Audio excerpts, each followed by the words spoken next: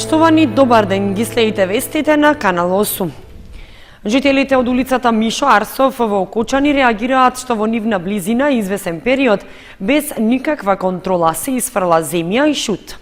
Бараат надлежните од општината да преземат итни мерки за да се спречи понатамошното загадување на околината.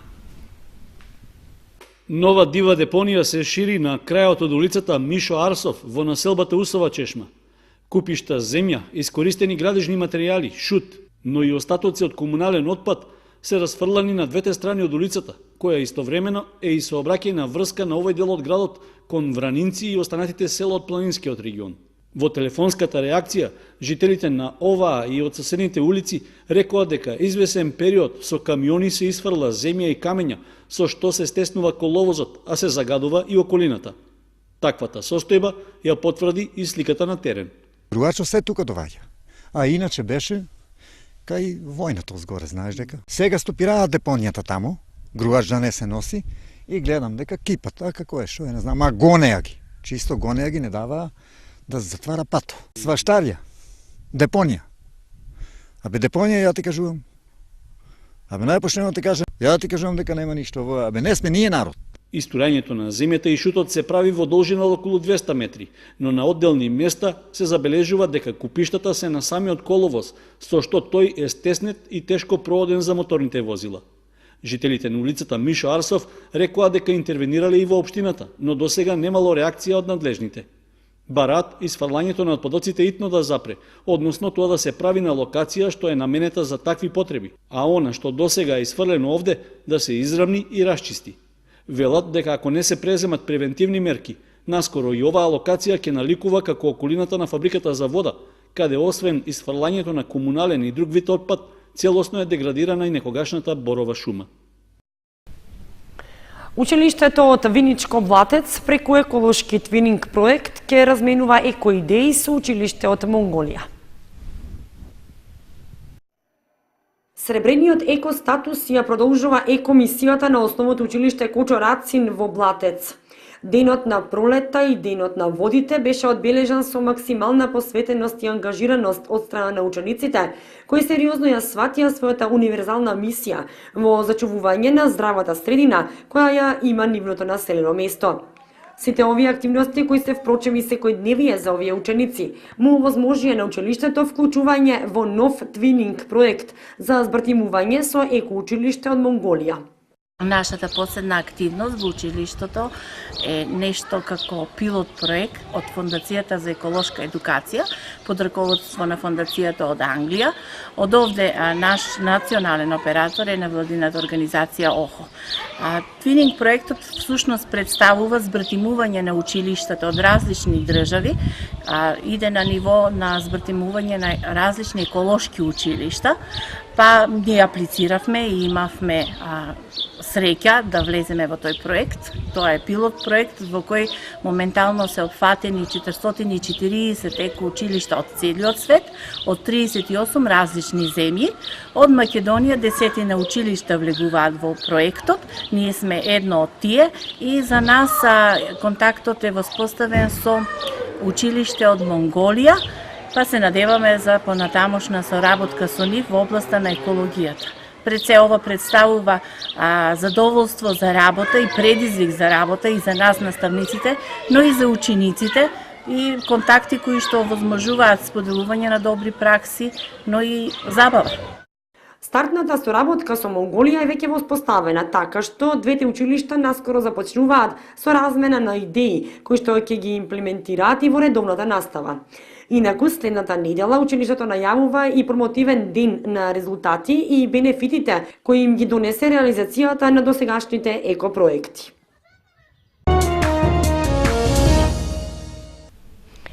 Со положување цвеќе на бистите и со свечена академија одбележани патроните празници на основното училиште Раде Кратовче и средното Љупча Сантов. Вработените и учениците од Средното општинско училиште Љупча Сантов и од основното Раде Кратовче го одбележаа патрониот празник со полагање цвеќе на споменикот на револуционерите во училиштата и во градскиот парк. На гимназијата за вечерва е закажана академија со настап на учениците од секциите од училиштето, А на основното училиште Раде Кратовче академијата се одржа синоќа во Центарот за култура Бели Мугри, каде што настапија учениците од сите секции и активи во училиштето, драмската, литературата секција, а учениците беа подготвиле и ритмички и музички точки. Освен на споменикот во училиштето и во паркот, цвеќе положија и на гробот на Кратовче во селото Главовица, местото каде што загина револуционерот. Таму беа прочитани и литературни творби. Денес по повод патрониот празник на нашето училиште и нашиот патрон Раде Михајлов Кратовче, активностите кои што почна синоќа во Центарот за култура Бели Мугри со академската вечер продолжија денес со положување на цвеќе на бистата на нашиот патрон Раде Михајлов Кратовче во училишниот двор и еве заедно со директорот и училиштето Љупчо Сантов и представници од општина Кочани положивме цвеќе на нашите херои Раде Кратовче и Љупчо Сантов. Неговата ќерка се потсетува на загинувањето на незиниот татко Кратовче. Би почнал со мислата која што е на споменикот на Љупчо Сантов и на Раде Кратовче од Србо Ивановски. Тие кренаа мост за вечноста што пред нас стои. Имено загинувањето на Љупчо Сантов и на Раде Кратовче, што го чествуваме денес на овој ден, е една торжествена слика за она што нашите првоборци го дале за денес ние што уживаме во слободата. Нивните млади животи кои што ги дале за слободата на татковината, ни стојат за обврска. Исто така ние да ја браниме оваа татковина, да се жртвуваме за неа, но и поттик за младите генерации кои што треба да знаат како се чува, како се сака и како се брани татковината. Инаку, денешниот празник вработените од Кочанската гимназија го одбележа и со пуштање во употреба на кабинет по физика, кој што ова средно училиште го добива после 20 години. Мојот татко беше организатор у тоа време, против фашизмот се бореа они. У тоа време имавме ги србите, имавме ги бугарите, после дојдоа и германците, да ви кажам, запален е градот, негде 43-та, а татко ми излегна 43-та година на 19 мај, а убиен е на 23 на денешен ден во Главовица. И тоа го убија, да ви кажам, тие што не ја сакаа Македонија. Ето тоа ќе ви кажам. А беше у тоа време бугарско и беа и германци овде. Требаше тогаш 23 да излегнат партизани, не излегува никој, само Љупчо Сантов и татко да излегува. И после оправданија, некој имал деца, како овој да немаше, нас 3 не имаше тогаш. И тоа бевме мали, 8 години бев јас кога татко ми загина. Пред гостите и вработените беа соопштени резултатите од наградниот конкурс за најдобра литературна и ликовна творба на учениците.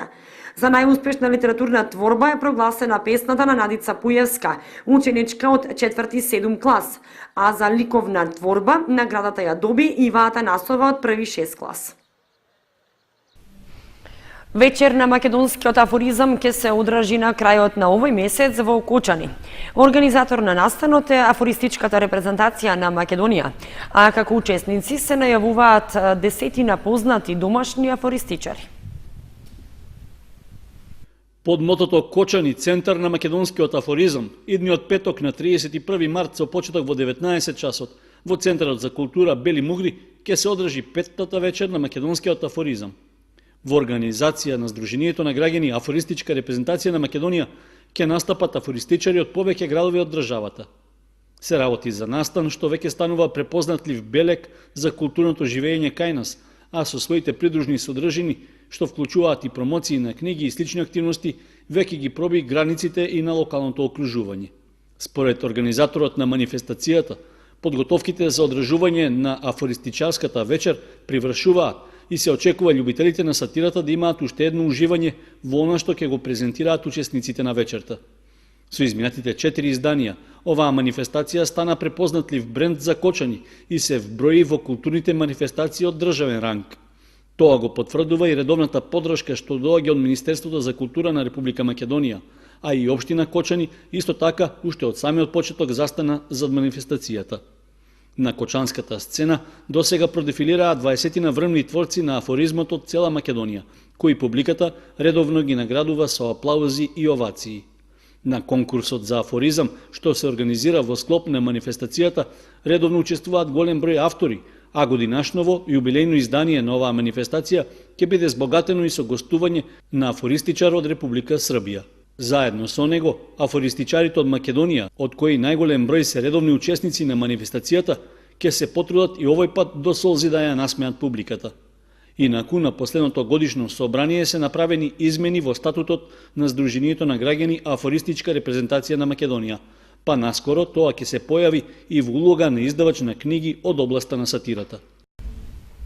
Црвена младост е насловот на книгата на новинарот Киро Герасимов, која што е објавена далечната 1989 година, а е посветена на кочанските револуционери Љупчо Сантов и Раде Кратовче. На денот на нивното загинување се потсетуваме на ова значајно дело. На денешен ден пред 73 години во планинското село Главовица Кочанско, во нерамна борба со бугарскиот окупатор, херојски загинаа правоборците од кочанскиот крај Љупчо Сантов и Раде Кратовче. За нивниот животен пат и револуционерно дело, новинарот Киро Герасимов од Кочани во 1989 година ја објави книгата под наслов Црвена младост, посветена на овие кочански револуционери. Книгата е печатена 1989 година како резултат на неколку годишните истражувања за животот и револуционерната дејност на Љупчо Сантов и Раде Кратовче. За прв пат материјалот, дел од материјалот, како реферати, беше презентиран на научниот симпозиум Кочани и Кочанско во 1984 година. Симпозиумот се одржа во Кочани. Од тогаш па до излегувањето на книгата, мене ми преостануваше период да можам да го истражам револуционерниот пат и дејноста на овие двајца кочански револуционери. И по 28 години од објавувањето на книгата се уште стојат отворени прашања и неистражени делови од животот и револуционерната дејност на Сантов и Кратовче, кои според Герасимов се истражени од негова страна, но се уште не објавени. Можам со жалење да констатирам дека, иако изминаа 30 на години, научната јавност, историчарите, книжевниците и останатите кои се занимаваат со овој вид на истражување, за овие 30 на години не пројавија интерес да го доистражат она што е ненапишано во револуционерната дејност на овие двајца кочански револуционери. Исто така, со жалење можам да констатирам дека и моите барања до општината и до гимназијата за препечатување на ова дело не наидоа на разбирање, затоа што во 1989 година, заради финансиските средства, книгата има само 80 на страници. Таа може да биде и 200 страници, бидејќи останаа необјавени многу документи и фотографии од дејноста и од животот на овие двајца револуционери. Новинарот Киро Герасимов е автор на над 50 на книги од областа на историографијата, археологијата, книжевното, културното, црковното и музичкото наследство на Кочанско-Виничкиот крај, како и на 10 на книги, поезија и проза, кои што се преведени на полски, словенички, турски и црногорски книжевен јазик.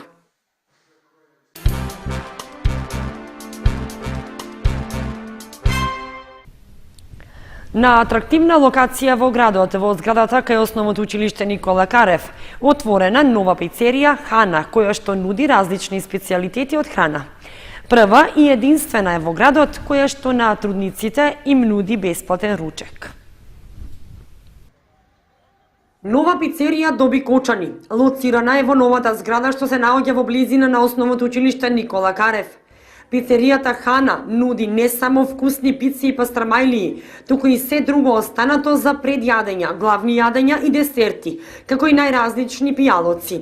Синоќа во прекрасниот амбиент на пицеријата, во присуство на голем број гости и забава за која се погрижи групата Близнаци, беше отворена пицеријата, чиј што собственик рече дека пицеријата на граѓаните им нуди различни специјалитети и вкусна храна, но и чист и пријатен амбиент, свежа храна и квалитетна услуга. Отворивме нова пицерија да биде за услуга за сите граѓани на Кочани, па и пошироко. Освен пица, што е главниот дел од чинот, значи ќе има и други предјадења, појадоци, салати, значи во тај дел ќе има се буквално се што ќе посакува еден клиент во врска со храната. Друго што сакам да напоменам дека во период дали во другата недела, дали од понеделник, посебно преку флаер ќе бидат известени за понежниот пол, тоест за трудниците, ќе има бесплатен појадок, бесплатен ручек, бесплатна вечера, но сето тоа ќе дополнително ќе биде доставено. Деспотов истакна дека за време на викендите пицеријата ќе нуди добра забава и живи свирки, а гостите може да го користат и просторот пред пицеријата.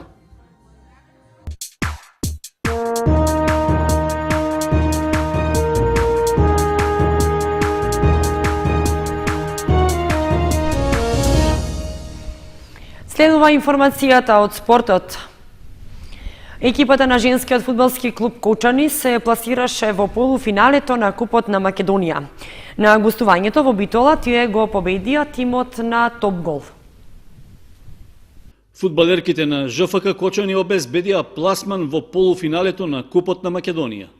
На четвртфиналната средба во Битола тие биле подобри и ја надиграле домашната екипа на Топгол. При тоа имале и водство од 1:0, но на 2 минути пред крајот судијата го прекинал надпреварот. Причина за прекинот е што битолчанки до тој момент имале дури 5 повредени играчи, па надпреварот не ја дочекал завршницата. Сепак регистриран е службено со победа на гостинките од Кочани. Инаку, единствениот гол за нашата екипа го постигнала Катарина Петровиќ во 58-та минута по изведувањето на казнениот удар од 11 метри. Необичен момент на надпреварот било и тоа што на самиот почеток се повредил и главниот судија Темелков, па бил заменет од неговиот помошник Ицев. На другите четвртфинални средби победија екипите на Драгон 2014, Истатов и Тиверија, па женскиот фудбалски клуб Кочани за противник во полуфиналето ќе ја има некоја од нив. Сепак, победата од 4:3 на Драгон против Борец се смета за сомнителна, со оглед што гостинките од Велес на 2 пати биле во водство, а надпреварот бил ставен и во конкуренција на интернет облажувалниците. Поради тоа, текот на средбата и крајниот резултат ќе се најдат под лупа на Фудбалската федерација на Македонија и на надлежните истражни органи.